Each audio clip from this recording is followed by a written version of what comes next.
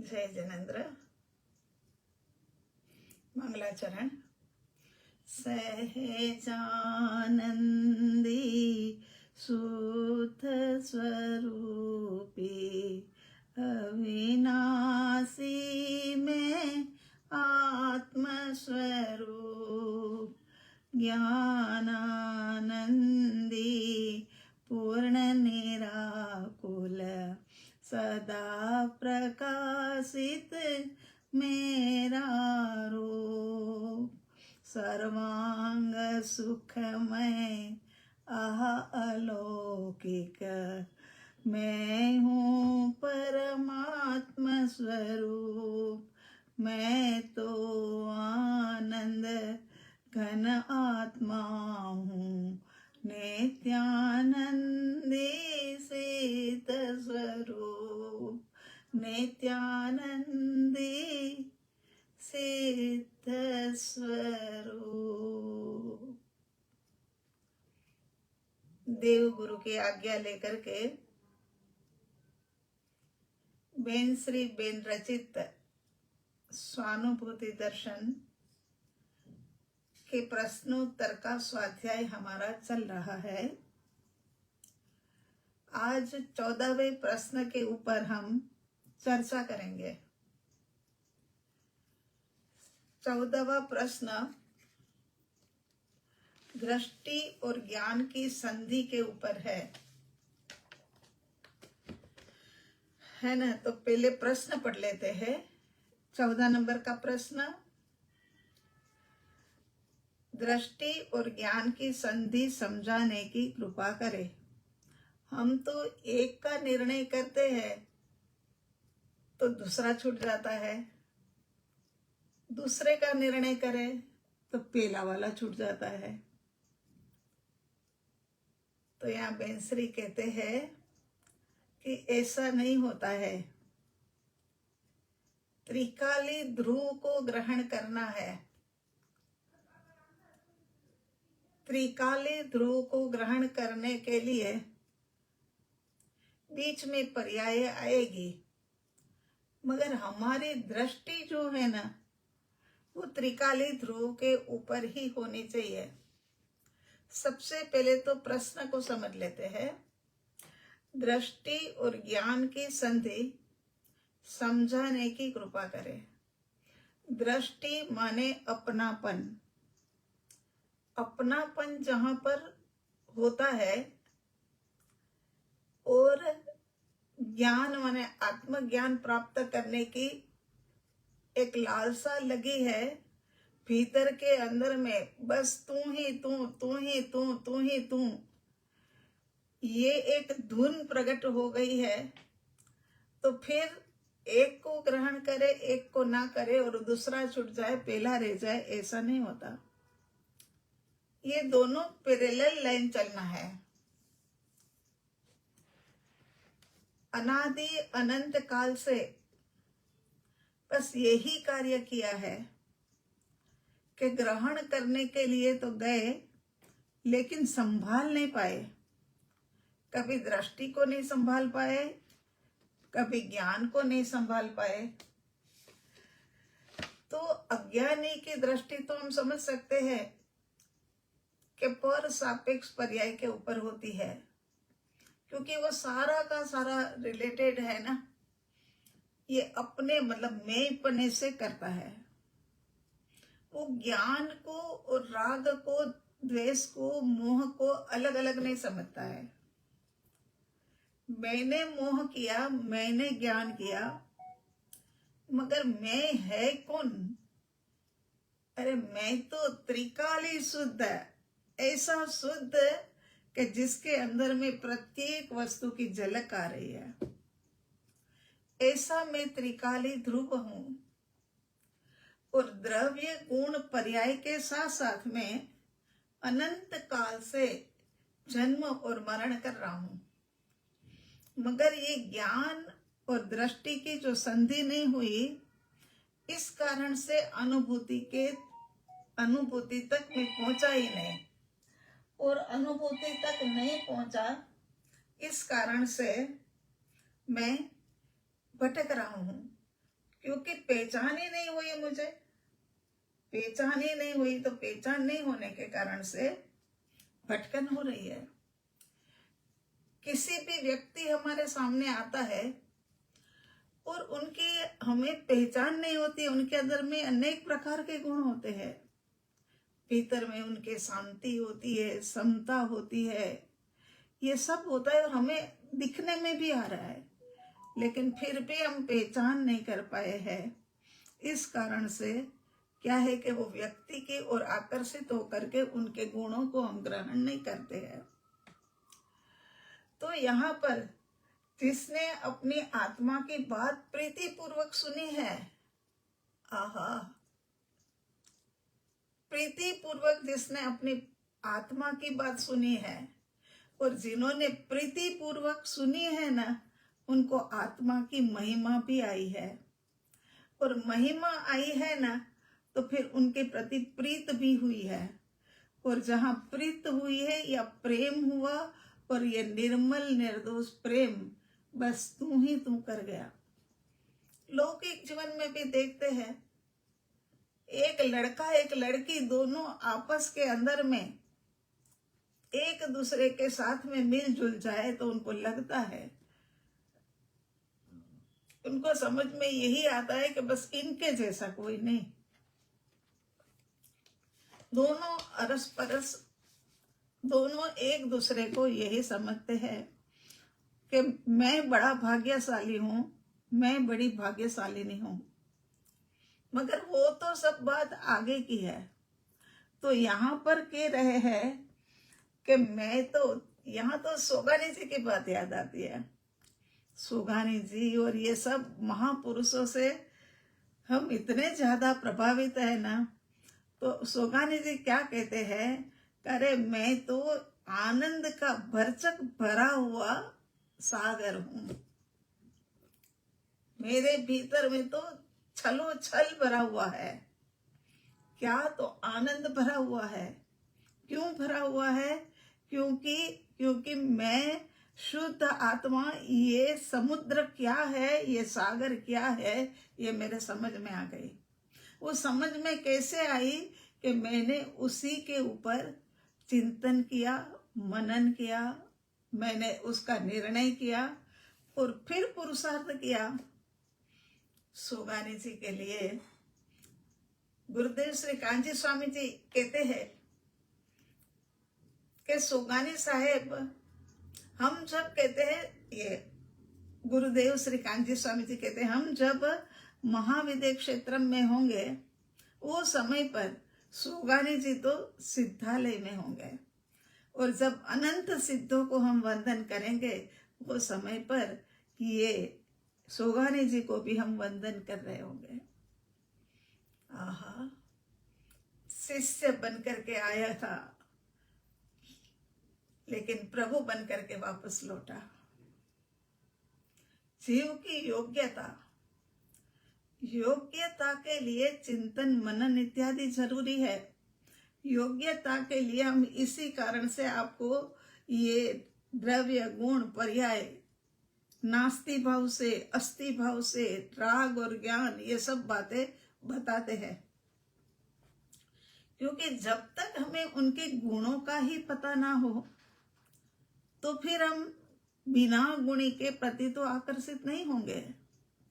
आकर्षण तो गुणों का ही होता है। तो यहाँ अब प्रश्न के ऊपर आते हैं, तो क्या कह रहे हैं कि दृष्टि और ज्ञान की संधि। दृष्टि माने अपनापन और ज्ञान माने आत्मज्ञान की संधि समझाने की कृपा करो। दृष्टि माने अपनापन, ये ध्यान रखना, क्योंकि दृष्टि का विषय ये नहीं है। दृष्टि का विषय त्रिकाली ध्रुव के प्रति अपनापन करना उसमें है। तो आगे समाधान के अंदर में परम पूज्य चंपा बेन श्री कहते हैं कि दृष्टि को मुख्य रखकर ज्ञायक को ग्रहण करना, दृष्टि के ऊपर अपनापन करना कि मैं त्रिकाली ध्रुव ज्ञायक आत्मा हूं, मैं त्रिकाली शुद्ध हूं, उनके साथ मेरा अपनापन है।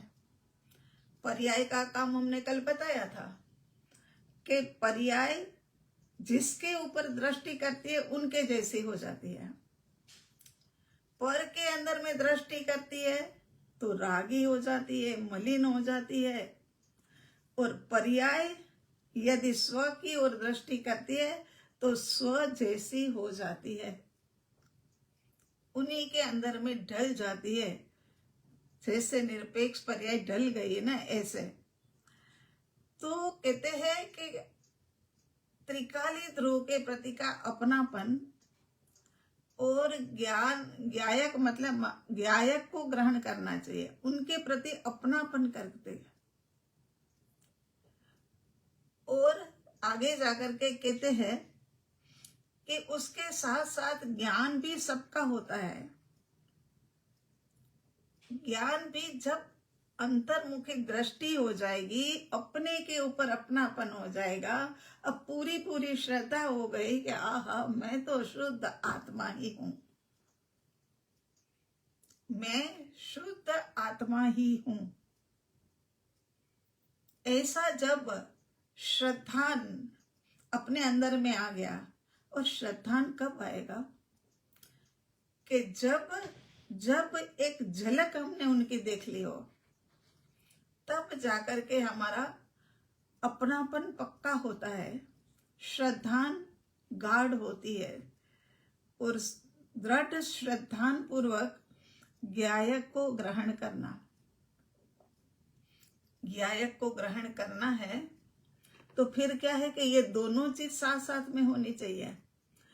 सबसे पहली तो दृष्टि, अपनापन होना चाहिए, तब तो उनके भीतर के गुणों का ज्ञान मिले। जब दृष्टि ही हमारी उनके ऊपर मतलब अपनापन ही नहीं किया हो, तो फिर ऐसा अपनापन तो छूट भी जाता है। वो थोड़े समय का आकर्षण होता है, आकर्षण के बाद छूट जाता है। लेकिन चिंतन मनन पूर्वक का निर्णय है, ये निर्णय हमें अनुभव तक ले जाता है। बस निर्णय करना मत भूलना। बस यहां तक अपन पहुंच जाए, निर्णय तक, तो भी हमें लगता है कि आगे जाकर के हमारा पूरा का पूरा त्रिकाली द्रव्य हमें अनुभव में आ सकेगा। साथ साथ ज्ञान भी सबका होता है। ऐसा ज्ञान कमजोर नहीं है कि एक को देखे तो ये ज्ञान दूसरे का छूट जाए। अरे ज्ञान तो अनंत ज्ञान है, और ज्ञान तो ऐसा घनत्व रूप के अंदर में पड़ा हुआ है अंदर, कि अनादि अनंत काल से अनंत ज्ञेयों को देखता है, मगर फिर भी ये ज्ञान जो है ना, कभी भी रूखा सूखा नहीं हुआ। तो यहाँ पर साथ साथ ज्ञान भी सबका होता है। भौतिक जगत का दृष्टांत ले लो। साड़ियां खरीदने के लिए गए, सूट खरीदने के लिए गए, दृष्टि तो एक के ऊपर आई कि हाँ ये चीज बहुत ही अच्छी है, हर तरह से चारों ओर से देखा जाए तो ये चीज अच्छी है, मगर फिर भी एक आदतवश ज्ञान कहता है अभी और, अभी और, अभी और। ज्ञान जल्दी से संतुष्ट नहीं होता बाहरी जगत में भी। तो वो देखता है, मगर उनकी दृष्टि में जो आ गया था, जो सूट उनको एकदम पूरी तरह से पसंद आ गया था, वो सूट तो उनको दृष्टि में है ही है। ऐसा नहीं कि औरों का ज्ञान करते जा रहे, करते जा रहे, करते जा रहे, करते जा रहे, और यहाँ से ये दृष्टि छूट जाए। अरे हमको जो पसंद आया था वो तो कौन सा था, वो याद ही नहीं है, वो कैसा था, वो कलर क्या था, कुछ ध्यान नहीं है। ऐसा नहीं होता है। जो दृष्टि के अंदर में स्थापित हो जाता है ना, वो ज्ञान के अंदर में उसकी प्रिंट पड़ जाती है ना, प्रिंट पड़ जाती है। और ये प्रिंट पड़ जाए ना, यही तो संस्कार है। हम आपको ध्यान साधना के अंदर में कहते हैं कि अब आपको शुरू की बात में मतलब बताते हैं कि आप अब आपका है ना दृढ़ता पूर्वक का निर्णय करो कि आपको आगे आगे आगे जब जन्म मरण करना है तब क्या चाहिए, और 3 बार अपने अंदर में भीतर ही भीतर दोहराओ। 3 बार दोहराने का कारण है, 3 बार इसीलिए कहते हैं कि पहले तो वचन के स्तर के ऊपर, दूसरी बार बोलते हैं तब मन के स्तर के ऊपर, तीसरी बार बोलते हैं तब चित्त के स्तर पर। चित्त के स्तर के ऊपर जो जाता है ना वो संस्कार बन जाता है। मन के ऊपर, मन के स्तर के ऊपर जो वो है ना विकल्प बन जाता है, और वचन के स्थिर, वचन के अंदर में जो एक रूपता साधता है वो तो आया गया, वो आया राम गया राम है। उसमें फिर कुछ ज्यादा कुछ प्राप्ति वाली बात नहीं होती है। तो 3 बार बोलते हुए जब अंदर में संस्कार पड़ जाएगा कि मुझे तो बस अब जन्म मरण से छुटकारा और सिद्धालय में ही जाना है, सिद्धालय में ही जाना है, सिद्धालय में ही जाना है, सिद्ध बन करके। ये याद रखना, अंदर में गहरी भावना सिद्ध बनने की रखना, वरना तो सिद्धालय में तो निगोद भी होते हैं, सिद्धालय में तो एकेंद्रिय जीव भी होते हैं। हमें ये नहीं बनना, हमें तो सिद्ध बन करके सिद्धालय में जाना है ना, मन से, वचन से, काया से, तीनों से। अगर ऐसा निर्णय हो फिर संस्कार तो कहीं जन्मों जन्म तक उनके साथ जाता है, कहीं और कहीं नहीं जाता है, छूटता नहीं है। विकल्प छूट जाता है मगर ये संस्कार जो है वो छूटता नहीं है। इसी कारण से 3 बार बुलाया जाता है। हमें भी याद है, हम छोटे थे तब हमारे को वो पाड़ा जो होता है ना, 1 टू जा 1 टू, ये जो मतलब बोलते हैं ना, वो हमें 3 बार बुलाते थे, क्योंकि वो सर को भी मतलब पता था कि भाई ये 3 बार बोलेंगे तो उनकी अंदर की गहराई में चले। उनको साधना का तो कुछ पता नहीं था, मगर 3 बार बोलने से याद रह जाता है। तो यहाँ पर भी कहते हैं कि उसमें एक का निर्णय करे और दूसरा छूट जाए, ऐसा नहीं। साधना में दृष्टि और ज्ञान साथ होते हैं, ये साधना की बात है। साधना में पहले एक के ऊपर दृष्टि तो स्थापित करो। इसी कारण से तो हम साधना में सबसे पहला शब्द बोलते हैं, शांत और स्थिर शुद्धात्मा। मैं शुद्धात्मा हूं, मैं भगवान आत्मा हूं। दृष्टि उसके ऊपर स्थापित करो। दृष्टि को स्थापित किसके ऊपर करना है वो अच्छे तरीके से उनको पता होना चाहिए कि मेरी दृष्टि त्रिकाली ध्रुव के ऊपर स्थापित करनी है, नहीं कि सम्यक दर्शन के ऊपर। मुझे सम्यक्त्व चाहिए, मुझे सम्यक्त्व चाहिए, ये नहीं है। अरे पूर्णता का ही लक्ष्य रखो। कुछ गुरुदेव श्री कांजी साहिब कहते थे कि जो भी कार्य करना है वो पूर्णता के लक्ष्य से करो। अगर तुम्हारा लक्ष्य पूर्णता का नहीं होगा तो बीच बीच में रुकावट आएगी। इसीलिए साधना में ये कहा जाता है। और उसके बाद हम क्या कहते हैं कि तुम्हारा ज्ञान उपयोग जो है ना वो अनादिकाल से भटक रहा है, पर के अंदर में सुख ढूंढ रहा है, पर के अंदर में आनंद ढूंढ रहा है, मगर ऐसे मथ मथ करके भी पानी में से मक्खन नहीं निकलता है, वो उनको पता नहीं था। अरे रेत में से तेल निकालो, कितना ही करोगे कितना ही करोगे मगर वो तेल निकलने वाला नहीं है। तो यहाँ पर कहते हैं कि तुम्हारी दृष्टि जो है ना वो त्रिकाली ध्रुव के ऊपर रखो और उपयोग को अब अंदर ले लो। अब तो तुम समझो, हे प्रभु तुम अब तो समझो ये ज्ञानी पुरुष के वचन है कि अब तो तुम समझो, अनंत काल के दुख पाने के बाद भी अभी भी समझ नहीं है कि संसार में कहीं सुख मिलने वाला नहीं है। संसार में रहना होता है, लेकिन कार्य तो अपना अंदर में ही करना होता है।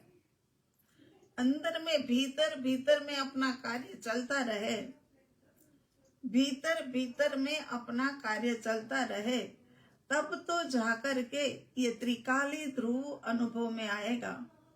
क्योंकि त्रिकाली ध्रुव तो बहुत गहराई में, तल में चला गया है। ये जैसे अंगुली है ना, अनादिकाल तक यहाँ यहाँ यहाँ यहाँ सब जगह भटके, लेकिन जो त्रिकाली ध्रुव है ना, वो तो यहाँ पर तल में बैठा हुआ है।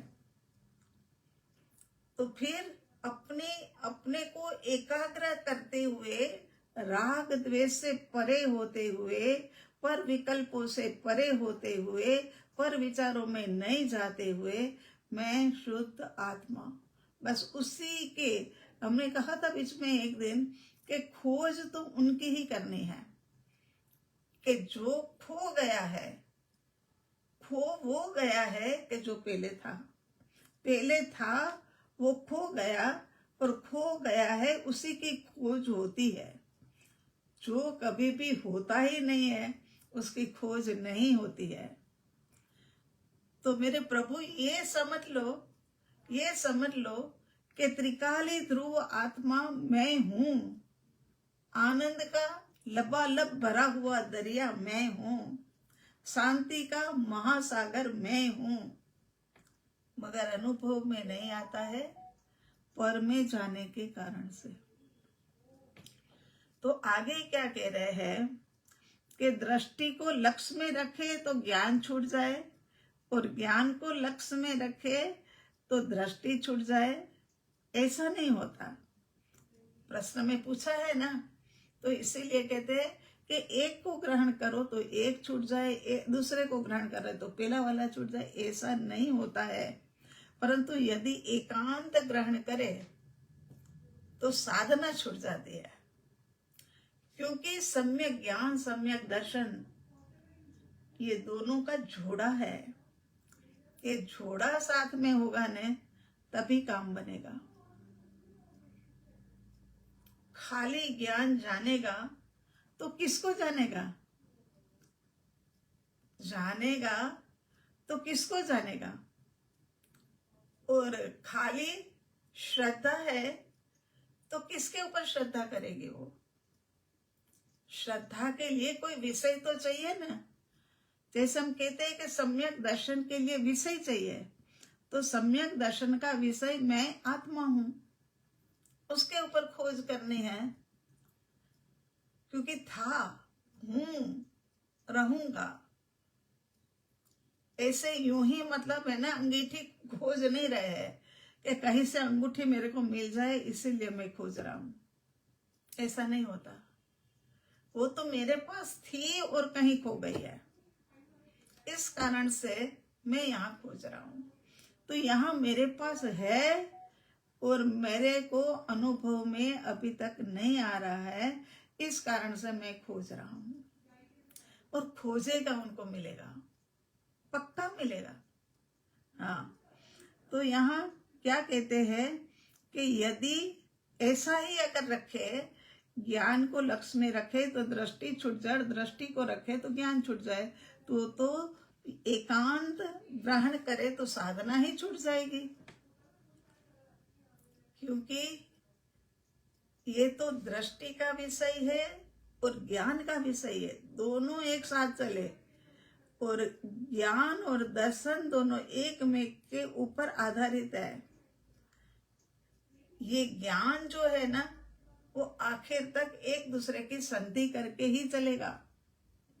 और यहाँ गलती प्रश्न पूछने वाले की ये हो गई है कि एक का निर्णय ऐसे कैसे हो सकता है कि भाई हम तो है ना चलते हैं ना, तो हमारी आंखें बंद हो जाती है, और हम आंख खुली रखे तो हमारे से चला नहीं जाता है।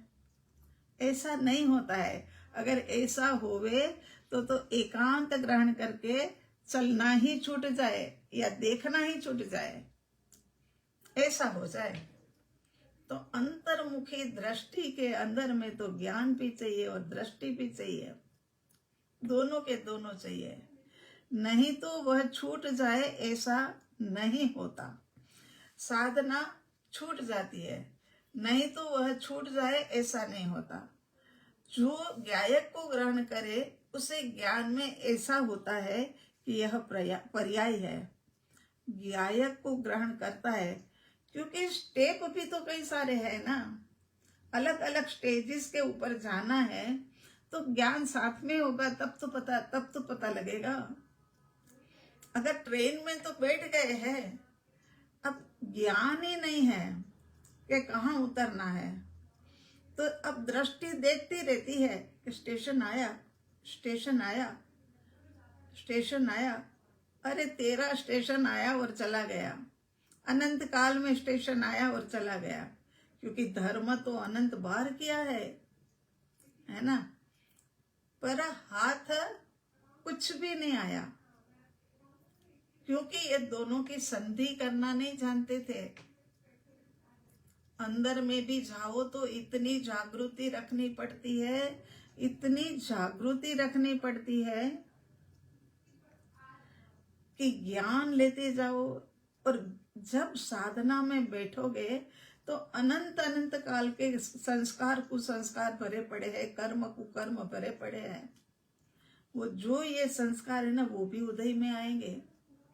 बैठे हुए हैं, कुछ नहीं, अच्छी भली एकाग्रता आ गई है, बहुत ही आनंद भी आ रहा है, और कोई एक कर्म का उदय आया और फलान भाई याद आ गया कि फलान भाई जो है ना वो तो ऐसे है कि उन्होंने मेरा बहुत ही बुरा कर दिया, मेरे को बर्बाद कर दिया।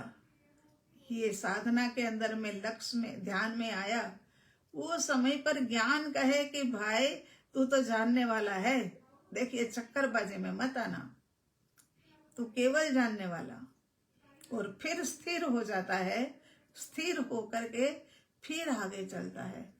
तो ऐसे मतलब कि कहीं ना कहीं से शांति से बैठे हुए, मगर लगता है कि बड़ी ऊंचाइयों के ऊपर से गिरे, तो ज्ञान समझाएगा कि ये तुम गिरे हो न, वो तुम कहीं से भी नहीं, मगर वो तुम्हारा पूर्व का संस्कार जो था ना वो जागृत हो गया है, और वो जागृत होने के कारण से तुमको लग रहा है कि मैं गिरा, मगर तुम कहीं से नहीं गिरे, तुम एकदम शांत और स्थिर आत्मा हो, तुम चलो आगे चलो। ज्ञान की अंगुली पकड़ करके दृष्टि चलेगी, तब जाकर के अपना कार्य होने वाला है। उसके बाद कहते हैं कि साधना में जो ग्रहण करे, जो ज्ञायक को ग्रहण करे, उसे ज्ञान में ऐसा होता है कि यह पर्याय है। ज्ञान को पता है, ये दृष्टि को नहीं पता। दृष्टि तो मूक है, दृष्टि तो शांत है, दृष्टि अपनापन करने योग्य है, दृष्टि मूक होने के कारण से उसको कुछ नहीं पता। ये पता तो सारा ज्ञान भाई को है ना, तो वो तुरंत कहेगा कि भाई ये तो पर्याय का उदय है, ये सम्यक दर्शन जैसा लगता है, क्योंकि सम्यक दर्शन का पुरुषार्थ भी हमें मिथ्यात्व में रहकर के ही करना पड़ता है। नहीं समझेंगे उनको बड़ा उलझन सा लगेगा कि अरे ये क्या, सम्यक दर्शन का पुरुषार्थ और मिथ्यात्व में रहकर के, ये हाँ, जब तक हम मतलब सम्यक दर्शन को प्राप्त नहीं करते हैं, उसके अंदर में श्रद्धा बेन मोहर नहीं लगा देती है, तब तक तो मतलब यही होता है कि हम मिथ्यात्व में है, मिथ्यात्व की धरा के ऊपर खड़े हैं, और अब स्टैंप लगा दी और अब अंदर गए, अब सम्यक्त्व की स्टैंप लग गई और ज्ञान भाई यहाँ तक हमें ले आए। ठीक है ना।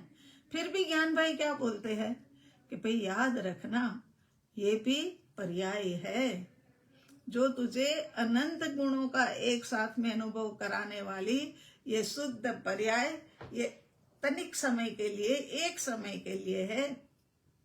ये एक पर्याय तेरी एक समय के लिए है। और वो जो केवल ज्ञान है वो त्रिकाली ध्रुव के अंदर में, तीनों काल, तीनों लोक के अंदर में, तीनों काल तुझे रहने को मिलेगा। अभी तू रुक मत जाना। मूर्ख तो मेरे जैसा कोई रुक भी जाए कि आहा, ऐसा तो अनुभव कभी नहीं हुआ है, बड़ा मजा आ गया, बहुत ही अच्छा लगा, ऐसा ऐसा, ये ज्ञान भाई तुरंत उनको सावधान करते कि नहीं भाई, चलो बेन आगे चलो, अभी आगे और जाना है। और ऐसे अनंत अनंत गुणों का, अनंत अनंत विपरीत पर्यायों का अनुभव भी हमें होता है। कोई पर्याय संकित आई तो बाकी की मिथ्यात्वी पर्याय तो बहुत सारी है। तो यहाँ साधना में पर्याय का ज्ञान होता है। साधना के अंदर में पर्याय का ज्ञान होता है और होना ही चाहिए। एक अकेला रास्ता कहां से पार करेगा? एक अकेला नहीं कर पाएगा, है ना। वो पिक्चर का कोई गाना था ना, हमें तो वैसा आता भी नहीं और जरूरत भी नहीं। तो कहते साधना में पर्याय का ज्ञान होता है। साधना में ये सारा ज्ञान भाई को है कि ये पर्याय है, ये मिथ्यात्व की पर्याय है, ये पर सापेक्ष पर्याय जो मतलब उठ करके तुम्हें रागी द्वेषी बना रही है, ये सब ज्ञान भाई को है। साधना, उनके पास माल जो भरा पड़ा है ना, वही सारा ज्ञान का है। वो एक एक को जानते हैं। और ज्ञान तो ज्ञान, कितना ज्ञान, कितना ज्ञान, अनंत ज्ञान, आहा, अनंत ज्ञान। तो यहाँ साधना में समस्त निर्मल पर्याय पुरुषार्थ पूर्वक आती है, वो छूटती नहीं है। समस्त पर्याय जो आती है ना, वो पुरुषार्थ पूर्वक आती है। वो तो पुरुषार्थ तो करना पड़ता है। ये ध्यान साधना के ज्ञान और ध्यान दो चीज, ध्यान साधना के माध्यम से ही अनुभव होना है। ज्ञान के माध्यम से तो सारा मार्ग समझना है और ध्यान साधना के माध्यम से अंदर में जा करके अपने को रास्ता, मार्ग पता करके उसके ऊपर चलना है ना। तो यहाँ समस्त निर्मल पर्याय पुरुषार्थ पूर्वक आती है, वो तो है ही है, पुरुषार्थ पूर्वक ही आएगी, है ना। यूं ही तो कोई भी काम नहीं होता है, सब काम के अंदर में पुरुषार्थ चाहिए। पानी का एक गिलास पीना है तो भी क्या है कि वो पुरुषार्थ पूर्वक ही पी सकते हैं। तो पर पुरुषार्थ पूर्वक आती है और फिर वो छूट नहीं जाती। ऐसी उसकी संधि है, देखो कैसी संधि है कि फिर वो छूट नहीं जाती है। पुरुषार्थ पूर्वक आ गई, वो क्या है कि श्रद्धा ने स्टैंप लगाया। श्रद्धा बेन ने ये चतुर्थ गुण स्थानक के ऊपर सम्यक दर्शन प्राप्त हो गया है, ये ऐसा स्टैंप लगाया कि अरे, तब ज्ञान भाई ने कहा है कि हाँ ये हो गया। मगर ज्ञान भाई सावधान भी करते हैं गायक को, ये दोनों की समस्त निर्मल पर्याय पुरुषार्थ पूर्वक आती है, छूट नहीं जाती, ऐसी उनकी संधि है। अनंत काल की संधि है, आजकल की थोड़ी ना। वो ही ज्ञान है तो बताता है कि ये तेरी पर्याय रागपने में रुक रही है, तेरी पर्याय द्वेषपने में रुक रही है, तेरी पर्याय मोहपने में रुक रही है। ये तेरी पर्याय जो है वो स्व के सन्मुख हो रही है। और स्व के सन्मुख होने वाली पर्याय अनुभव बहुत जल्दी से करती है। ये सब बातें ज्ञान भाई बताता है। श्रद्धा बेन तो बस चला चला चला चला, जैसे उन्होंने कहा ऐसे चलता गया। तो आगे कहते कि एक गायक को ग्रहण किया और दृष्टि वहां पर स्थापित कर दी तो सब छूट जाए, ऐसा नहीं होता। एक गायक को ग्रहण कर लिया, है ना, और चतुर्थ गुण स्थानक के ऊपर त्रिकाली ध्रुव के साथ में सम्यक दर्शन की पर्याय होने के कारण क्षणिक तनिक अनुभव कर लिया तो दृष्टि तो फिर स्थापित कर दी जाए तो सब छूट जाए। तो अब ये स्थापित तो कर दिया, चतुर्थ गुण स्थानक से ये भी पता लग गया, सब पता लग गया, मगर इसके बाद सब छूट जाए, ऐसा नहीं होता कि चलो अब तो छूटा, अब तो मुनि दशा भी गई, अब तो सपक श्रेणी चढ़नी थी वो भी गई।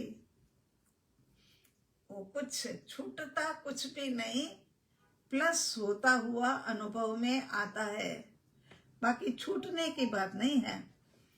दृष्टि और ज्ञान की संधि हो सकती है, एक को मुख्य रखे और दूसरा गुण रखे तो संधि हो सकती है। दृष्टि और ज्ञान की संधि हो सकती है, और है ही है ना, दृष्टि और ज्ञान की संधि तो है ही है। एक को मुख्य रखे, एक को गुण करे। जब दृष्टि त्रिकाली ध्रुव आत्मा के ऊपर सम्यक दर्शन की पर्याय के माध्यम से आ गई तो वो समय पर दृष्टि जो है वो मुख्य थी, वो समय पर दृष्टि मुख्य थी, है ना। और उसके आगे पीछे ज्ञान मुख्य होता है, तो मुख्य और गौण हो सकता है। मगर यहाँ तो आप कह रहे हो कि बिल्कुल छूट ही जाता है, तो ऐसा तो कभी भी नहीं होता है।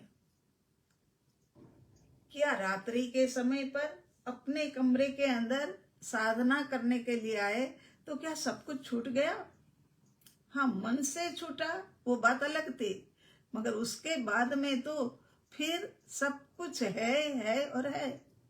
तो यहाँ पर कहते हैं कि अनंत गुण हमारे छूट जाए, ऐसा नहीं होता। एक की प्राप्ति पर एक बाकी का सब छूट जाए, ऐसा नहीं होता। ज्ञान और दृष्टि जो है दोनों की मैत्री, आहा, दोनों की संधि, एक को मुख्य रखे एक को गुण करे, ये तो मान्य कर लिया कि ये तो बात हो सकती है। कभी किसी को मुख्य करना पड़ता है, कभी किसी को गुण करना पड़ता है। पहले ही बात याद करो हमने जो कही थी कि जब हम सूट लेने के लिए जाते हैं, हमें जो पसंद आया उसको अलग कर दिया और बाकी के सारे देखते गए देखते गए देखते गए, तो भी हमारी दृष्टि तो उसके ऊपर है ना, और ये ज्ञान फिर भी देख रहा है ना। तो ये मुख्य है, जो पसंद आया वो मुख्य है, दृष्टि है वो मुख्य है, अपनापन है वो मुख्य है। लेकिन ये ज्ञान फिर भी देख रहा है, क्योंकि यहाँ पर गुण है ज्ञान। इस कारण से तो कहते हैं ज्ञायक को मुख्य रूप से ग्रहण करे और पर्याय का लक्ष्य रख करके पुरुषार्थ करे तो संधि होती है। कितनी ज्ञानियों की करुणा है, देखो एक एक वाक्य के अंदर में सच में आगम उड़ेल करके रख देते हैं। तो यहाँ कह रहे हैं कि ज्ञायक को मुख्य रूप से ग्रहण करे और पर्याय का लक्ष्य रखे और पुरुषार्थ करे तो संधि है। मुख्य तो किसको करना है? ज्ञायक को ही करना है। हमें यहाँ से अगर बंबई जाना है तो हमें मुख्य तो बंबई को ही रखना पड़ेगा। बीच में आने वाले बड़े बड़े स्टेशन, आजकल तो मोदी जी ने कुछ कुछ स्टेशन बहुत ही अच्छे बना दिए हैं, बहुत ही बढ़िया बना दिए। तो हम ये सोचते हैं कि चलो ये स्टेशन अच्छा है ना, यहीं उतर जाओ, अब बंबई छोड़ो। ऐसा नहीं होगा, क्योंकि मुख्य जो है वो बंबई है और बाकी के सारे जो है ना वो गुण है। मुख्य जो है ना उसके ऊपर दृष्टि है और बाकी के सब का ज्ञान है। मुख्य जो है ना उसके साथ अपनापन है और बाकी जो है ना वो जाननहार है। बस इतना ही। ज्ञायक को मुख्य रूप से ग्रहण करे और पर्याय का लक्ष्य रख करके पुरुषार्थ करे तो संधि होती है। मैं तो अनादि अनंत शुद्ध हूँ, फिर बार बार ये बात भी दे देते हैं। तभी तो इनकी करुणा का कोई पार नहीं। तो यहाँ कहते हैं कि फिर याद दिला दिया कि तू है कौन, तू अनादि शुद्ध है, तेरे को जाना कहाँ है, तुझे बंबई जाना है। कहीं तूने मुख्य गुण का समझा नहीं और कहीं तू इधर उधर भटक मत जाना। तो यहाँ तो मैं तो अनादि अनंत शुद्ध हूं, पर्याय में शुद्ध हूं इतना नहीं है। ये सम्यक दर्शन की पर्याय उठी और उसमें शुद्धता का अनुभव हुआ है ना। प्रत्येक गुण जो है ना, अनंत गुण जो है ना, वो एक साथ में आंशिक रूप में अनुभव में आए। ऐसा मैं अनादि शुद्ध हूं, मगर मैं उतना ही नहीं हूं, सम्यक दर्शन जितना नहीं हूं। फिर से कहना चाहते हैं कि हम सम्यक दर्शन का विषय है। मैं आत्मा सम्यक दर्शन का विषय है। सम्यक दर्शन ही सर्वे सर्वा नहीं है। भीतर शुद्धता में कहीं अशुद्धता घुसी ही नहीं है, तभी तो हम सिद्ध भगवान जैसे शुद्ध है। सर्व जीव छे सिद्ध सम, और जे जाने ते थाय। बस निर्णय करो, निर्णय करो। निर्णय के ऊपर बहुत जोर दे रहे हैं, क्योंकि निर्णय तीसरे स्टेप के अंदर में होगा, मनन चिंतन, और उसके बाद में क्या है कि ये निर्णय। तो भीतर शुद्धता में कहीं पर भी अशुद्धि घुसी नहीं है। एक एक परमाणु मात्र भी कर्म का मेरी आत्मा के आसपास में आया तक भी नहीं है। अभी तक यही समझ में आता रहा कि मैं आत्मा कर्मों से घिरा हुआ हूं, लेकिन ये समझ गलत थी। मेरे आत्मा को तो एक भी कर्म नहीं। वो गाते थे हम एक भजन, बहुत ही सविता जी के समय पर, तब इतना अच्छा लगता था।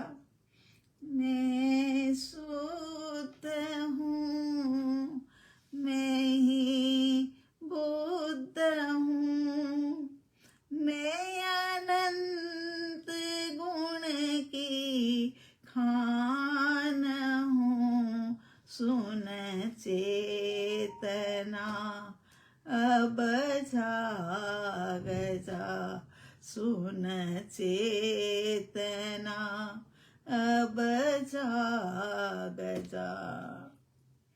कब तक सोया रहेगा? अनंत काल से सोया है, निगोद में सोया, एकेंद्रिय जीव में सोया, उसमें अनंत काल, बस वो दो में ही अनंत काल निकल गया। और मैं तो आज शुद्ध हुआ ऐसा नहीं है कि अब तो महाविद्य क्षेत्रम के साधक बन गए तो फिर क्या है कि अब हम शुद्ध हो गए। अनादि अनंत शुद्ध हूं। आहा, अंदर से एक आनंद हिलोरा ले रहा है ना। होता है, ऐसा ही होता है। मेरी आत्मा का स्वरूप ऐसा ही है। भीतर शुद्धता में कहीं पर भी अशुद्धि घुसी नहीं है, तथापि पर्याय में अशुद्धता है, पर्याय में अशुद्धता है। इसीलिए अंतर में स्वरूप की ओर की परिणति प्रकट करने में अशुद्धता टलती है। पर्याय तो अशुद्ध है ही ना, क्योंकि निरपेक्ष पर्याय है, वो तो स्व के समर्पित होकर द्रव्य ही हो गई। और जो पर सापेक्ष पर्याय है, सापेक्ष पर्याय है, उनके अंदर में तो अशुद्धि है ही है, क्योंकि पर का लक्ष्य कर लिया। आत्मा के अंदर में से पर्याय निकली और सिद्धि ही पर में। मैं तो सुख ढूंढने जा रही हूँ, मैं तो आनंद ढूंढने जा रहा हूँ, मैं तो शांति की खोज में निकल पड़ती हूँ। और वो तो बाहर निकल गई, और बाहर निकल गई तो इस कारण से पर्याय के अंदर में अशुद्धता है। अंतर में स्वरूप की ओर की परिणति प्रकट करने से अशुद्धता टलती है। अंतर में स्वरूप की ओर की परिणति प्रकट कर लो तो अशुद्धता टलती है। एक एक शब्द जो है ना, ये स्वानुभूति दर्शन के समझने योग्य है, बहुत ही अच्छे हैं। क्या क्या बातें कह देते हैं कि परिणति प्रकट करने में अंतर के स्वरूप की ओर परिणति प्रकट करने से अशुद्धता टलती है। भीतर भीतर के भाव पर्याय को बार बार मैसेज दो, मैं शुद्ध आत्मा, मैं शुद्ध आत्मा। चलते फिरते, उठते बैठते, खाते पीते और सोते जागते भी, नींद के अंदर में भी मैं शुद्ध आत्मा, मैं शुद्ध आत्मा, बस यही चलता रहे भीतर के अंदर में लगातार। ये जब ये मैं शुद्ध आत्मा, मैं शुद्ध आत्मा, मैं शुद्ध आत्मा, उसके साथ में पर्याय भी ये रटन करने लग जाएगी, तब ये पर्याय भी शुद्ध हो जाएगी। मगर बहिर्मुखी हमारी परिणति होने के कारण से, या अंतर्मुखी परिणति, स्वरूप की ओर ढलती हुई परिणति की बात करिए, तो प्रकट करने से अशुद्धता टलती है। पर्याय ही तो बाहर जा रही है ना। मैं शुद्ध आत्मा तो शुद्ध ही हूँ, मैं तो शुद्ध ही हूँ, मैं तो कहीं से 3 काल 3 लोक में अशुद्ध नहीं हुआ हूँ। और मेरे को तो कर्म कहीं से भी चिपके नहीं। कर्म तो कार्मण शरीर में गए हैं और कार्मण शरीर बोझिल होता गया है। तो यहाँ भीतर शुद्धता में कहीं अशुद्धता घुसी नहीं है, तथापि पर्याय में अशुद्धता है। इसीलिए अंतर में स्वरूप के ओर की परिणति प्रकट करने से अशुद्धता टलती है।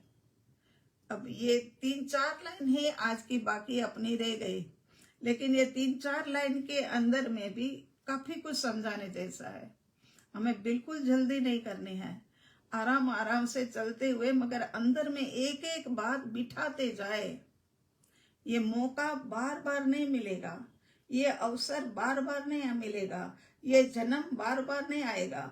तो फिर क्या है कि हमें अपने स्वरूप की समझ पूरी तरह से लेकर के ज्ञान और दृष्टि की मैत्री करके फिर हमें हमारा कार्य सिद्ध करना है। प्रश्न भी कितना अच्छा है, देखो, है ना, कितना अच्छा है कि एक को करने जाऊं तो दूसरा छूट जाता है। वो बच्चा कहता है ना, एक खिलौना पकड़ने जाऊं तो दूसरा छूट जाता है, दूसरे को पकड़ने जाऊं तो पहला पकड़ा होता है वो छूट जाता है। ऐसी बात है। ये वाला प्रश्न जो है ना, वो ये प्रेरणा बेन का, रांची से प्रेरणा बेन का था। बहुत अच्छा लग रहा है, बहुत मजा आ रहा है, मगर 4 लाइन के अंदर में भी बहुत कुछ अभी कहना बाकी रह जाता है। इसीलिए यहाँ पर ही हम हमारे शब्दों को विराम देते हैं। आप सबको जय जिनेंद्र कहते हैं। आप सभी के अंदर में व्याप्त शुद्ध आत्म तत्व को हमारा कोटि कोटि वंदन नमन करते हैं। कोटि कोटि वंदन नमन स्वीकार करें। ओम हरि।